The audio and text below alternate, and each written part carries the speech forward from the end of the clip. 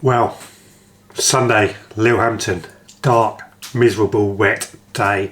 Longing to get outside and do some work in the garden, just can't do it. Instead, what I'm going to have to focus on is on my kitchen windowsill garden.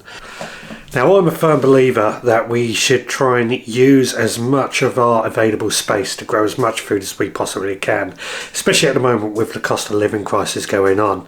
And my kitchen windowsill is just one of these extra spaces that I've managed to secure, as long as I keep it tidy with the wife, for growing more and more food. I'll show you what I've got growing here at the moment and then what I'm going to be adding to it today. So first of all, we've got some exotic plants here. This is my cardamom plant, which is a fantastic plant. It's yet to provide us with cardamom pods, but we actually use the leaves in cooking. Next to that, we've got my turmeric plant, which is again really lovely, big plant, almost too big I would say, but again provides us with turmeric, which we use turmeric a lot in cooking. And then of course ginger, again another fantastic plant, really well worth growing, but again it looks absolutely stunning and provides us with ginger. And we got three, these plants are just in pots on the tray down here. Now down here I've got some chives. I'm a big believer that we should be growing herbs on this windowsill. We're going to add a few more herbs in just a moment. This is just a sempervarium, which is just a plant, not an edible plant, but it's here for the time being. Then this is my coffee plant. This is great because I absolutely love coffee. I've yet to provide coffee beans from this plant. I have done in the past.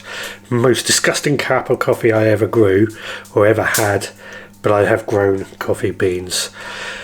We'll come to that in a little bit. And this is I can't remember what plant this is. My granddad gave it to me before he died, and I've been growing it on every year. It was a Christmas present, so I just keep using that every year.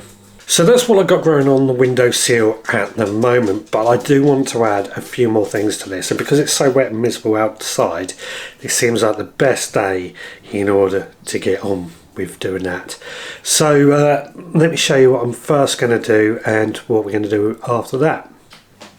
So I mentioned this just now. This I bought at Gardener's World Live last year, and it is designed for growing microgreens in. I'm a big lover of microgreens, especially at the moment, as a great extra source of food. So what we've got that tray in. Just going to place a piece of kitchen towel on top, and then what I've also got, I've got some amaranth seeds, which I'm just going to scatter over the top. I'm only going to do about a third of this pot with amaranth seed, and then in a couple of weeks time I will sow something else. Now that is effectively ready to go. I've just got to quickly cover this. I'll add a bit of water to this kitchen towel. I'm going to try and do this gently.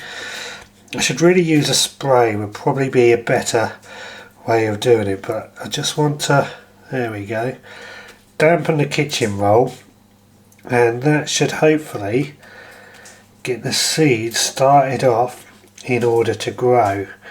Now we'll keep an eye on these. I've just done exactly what I didn't want to do and moved the seeds, but never mind. We'll keep an eye on this over the next few weeks and see how it gets on. So there we go. Sprouting seeds are now ready to go. Now next I want to sow is some cress, and I've got one of these containers. This is what we used to get dog food in, and we've kept hold of them because they're great actually for this sort of thing. Into which again I'm adding a bit of kitchen roll, kitchen paper. Just going to put that on there, and then add like so. Add a splash of water. Again, not too much, just enough that the kitchen roll soaks it up. I've got quite a few cress seeds to use up, so I'm hoping we're going to use plenty of these. These are the type of thing that everybody uses, isn't it, on their lunches as kids. Everybody sowed these as kids at school. I certainly remember doing it.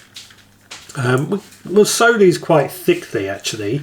As you can see, that will give us really thick layers, really a lot of cress that we can just use. Again, This is a great one. Egg sandwiches or something like that, they will be used in and go down really, really well. Now this cress is just going to go up here as well, where hopefully it will germinate and grow. I'm going to grab another one of these trays that I have, because what I've got next is the herbs. I'm a big believer in growing as many herbs, and earlier today when we had a bit of a break in the weather, I ran out to my little veggie pod and I thinned out some coriander. This is a variety called confetti, which has got these beautiful, more umbrella-like leaves, which I really do like. I quite enjoy coriander. I know some people don't like it. But I thinned them out because I want them to grow up on this windowsill as well. In fact, I'm only going to fit one of these pots per tray. And they've got 3 of the thinnings in each pot, so hopefully again that should do well. Now the final thing that I also want to do is actually sow some herb seeds.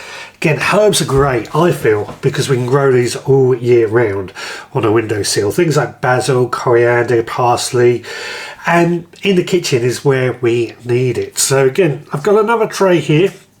Another, I could actually put it all in a tray thinking about it, but no, I'm not going to. Another pot of compost here. And here I've got some dill seeds. So I'm just going to sow some dill seeds into this as well. Again, I'm going to sow these fairly thickly. We'll probably have to thin these out at a later date, but we know that dill, I think that'll do for this tray. Just going to tamp it down a little as well to make sure it's all in contact. But dill can get quite large. They probably won't grow as large in this pot because it's quite a small pot. But what we can do is thin it out later on, and eventually come the warmer weather we could even move this dill outside as well.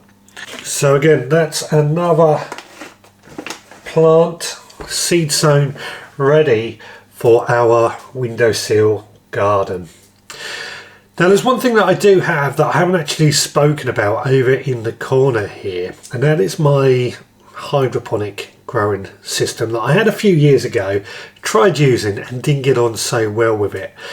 And I'm thinking about using it again, so I'm after some ideas on what I could grow in this hydroponic growing system. For me, it's not the best. It's got a little grow light on the top, which is great, but there's no timer function. There's no... It just, to me, it grew well, just didn't grow great like I was expecting. But I'd love to know if anybody out there has had any experience on growing in this type of system, this hydroponic growing system, and how they did it on their windowsill as well. Let me know in the comments down below. Well, I don't think the weather's going to get any better today looking at the weather forecast. So I've done quite a bit in this windowsill garden. I'm quite happy with how it's looking, and of course throughout the winter months we'll keep referring back to it and see just how much food we're getting out of this little area and whether it is worth carrying on. I think if you've got a flat or something, then a windowsill garden is the only option in many cases. And I'm a big believer in using as much space as we can to grow our own food. Right, well that is it for this video. You take care. Thank you so much for watching. I'll see you again in the next one.